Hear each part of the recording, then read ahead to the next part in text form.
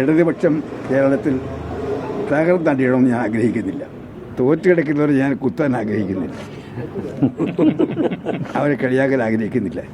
കാരണം UDF ജയിച്ചെങ്കിലും കോൺഗ്രസിന് 1960 വിമോചന സമരത്തിന് ശേഷം R Sankar KPC president, PT Chacko പ്രതിപക്ഷ നേതാവിൻ്റെ കാലത്ത് 63 സീറ്റാണ്. ആ 63ലേക്ക് ഇപ്പോൾ എത്തിയിരിക്കുകയാണ്. അങ്ങനെ കോൺഗ്രസ്. UDFനാണെങ്കിൽ 102 ചരിത്ര വിജയമാണ്.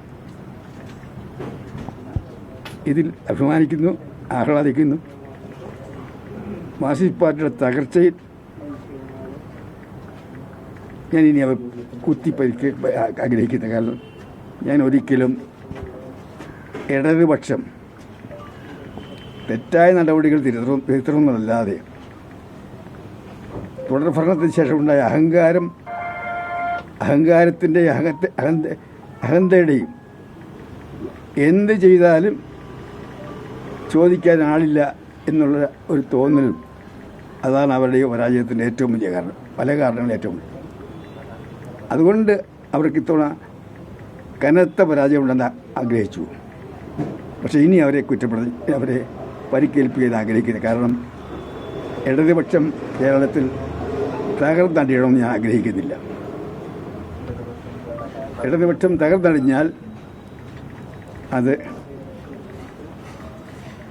UDFനും നല്ലതല്ല, കോൺഗ്രസിനും നല്ലതല്ല, മതേതര കേരളത്തിനും നല്ലതല്ല. അതുകൊണ്ട് അവർ പരിശോധിക്കുക, എന്തു പറ്റി ഇങ്ങനെ ചരിത്രത്തിൽ ഏറ്റവും വലിയ തോൽവി ഉണ്ടായി ഇന്ന് ആലോചിച്ച് തെറ്റ് തിരുത്തി മര്യാദക്കാരായി ജനങ്ങളാണ് യജമാനന്മാർ എന്നുള്ള ബോധ്യത്തോടുകൂടി പ്രവർത്തിച്ച് മുന്നോട്ട് പോവുക എന്നാണ് അഭ്യർത്ഥിക്കാനുള്ളത്. UDFന് ഭരണം വരുന്നു. 10 വർഷം ഭരണമില്ലായിരുന്നു, 10 വർഷം പ്രതിപക്ഷത്തായിരുന്നു. പക്ഷെ ഭരണം കിട്ടിക്കഴിഞ്ഞാൽ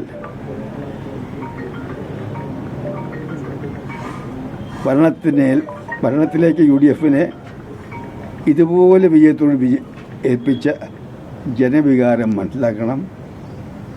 ജനങ്ങളെ മറന്ന് പ്രവർത്തിക്കരുത്. മാർക്സിസ്റ്റ് പാർട്ടിക്ക് പറ്റിയ ഏറ്റവും വലിയ പരാജയത്തിൽ നിന്ന് UDFകാരും കോൺഗ്രസ്സുകാരും കൂടി പാഠം പഠിക്കണം. അതുകൊണ്ട് യജമാനന്മാർ ജനങ്ങളാണ്. ആ ജനങ്ങൾക്ക് കൂടുതൽ ഇന്നത്തേക്കാൾ ഒരുപാട് ദുരിതങ്ങളുണ്ട്, പ്രയാസങ്ങളുണ്ട്. പ്രത്യേകിച്ച് ഗൾഫ് യുദ്ധം മൂലം ഇന്ത്യയിൽ ഏറ്റവും കൂടുതൽ പ്രയാസം അനുഭവിക്കുന്നത് കേരളത്തിലാണ്. കേരളത്തിലെ മിക്കവാറും കുടുംബങ്ങളുടെ പ്രയാസത്തിലാണ്. ഗൾഫിൽ തൊഴിൽ നോക്കുന്ന ലക്ഷോപലക്ഷം മലയാളികളുണ്ട്. അതുകൊണ്ട് ഗ്യാസിൻ്റെ വിലക്കയറ്റം, വാണിജ്യ സിലിണ്ടറിൻ്റെ വിലക്കയറ്റം, ഇതെല്ലാം കൊണ്ട് കേരളമാകെ തകർന്നിരിക്കുന്ന കാലഘട്ടമാണ്. സാമ്പത്തികമായി തകർന്നിരിക്കുന്ന കാലഘട്ടം. 2001 ഞാൻ മുഖ്യമന്ത്രിയായിരുന്ന അവസരത്തിൽ അധികാരം ഏറ്റെടുത്തപ്പോൾ ക്യാബിനറ്റിന് കഴിഞ്ഞിട്ട് ഒരു പതിവുണ്ട്, ചായ കുടിക്കുന്ന ഏർപ്പാടുണ്ട്.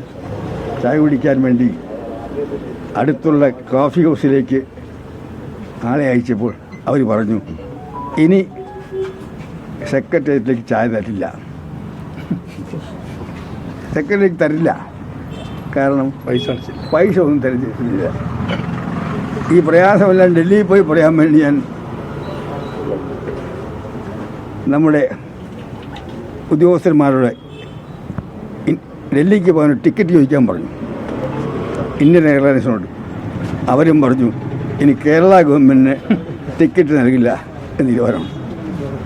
ആ കാലത്തിൽ നിന്നും സാമ്പത്തികമായി തകർന്നൊരു കാലഘട്ടത്തിൽ നിന്നും കേരളം രക്ഷപ്പെട്ടത് സാമ്പത്തിക അച്ചടക്കം പാലിച്ചുകൊണ്ട് കേരളത്തെ വീണ്ടും സാമ്പത്തിക ആരോഗ്യത്തിലേക്ക് നയിക്കാൻ കഴിഞ്ഞുകൊണ്ടാണ്.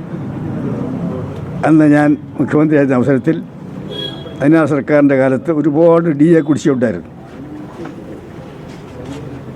പക്ഷെ അവിടെ നിന്നെല്ലാം ആ സാമ്പത്തിക തകർച്ചയിൽ നിന്ന് കേരളത്തെ രക്ഷിച്ചത് എൻ്റെ സഹപ്രവർത്തകനായ ഞാൻ ഏറ്റവും സ്നേഹിക്കുന്ന, ഏറ്റവും ബഹുമാനിക്കുന്ന കെ ശങ്കരനാരായണൻ്റെ കൂടെ പ്രവർത്തിച്ച ധനകാര്യ വകുപ്പിലെ ഉദ്യോഗസ്ഥന്മാരാണ്. അതുപോലെ കേരള ഗവൺമെൻറ് അധികാരത്തിലെത്തുമ്പോൾ ആദ്യത്തെ പ്രയോറിറ്റി കേരളത്തിൻ്റെ സാമ്പത്തിക നില മെച്ചപ്പെടുത്തുക എന്നുള്ളതായിരിക്കണം. പിന്നെ തിരഞ്ഞെടുപ്പ് കാലത്ത് നൽകിയ ഗ്യാരണ്ടി വാഗ്ദാനങ്ങൾ നടപ്പാക്കാൻ സാധിക്കണം. അതിന് പറ്റിയ നല്ലൊരു ഗവൺമെൻറ് ഉണ്ടാകട്ടെ, നല്ല മുഖ്യമന്ത്രി ഉണ്ടാകട്ടെ, നല്ല മന്ത്രിമാരുണ്ടാകട്ടെ എന്ന് ഞാൻ ആഗ്രഹിക്കുന്നു, ആശംസിക്കുന്നു.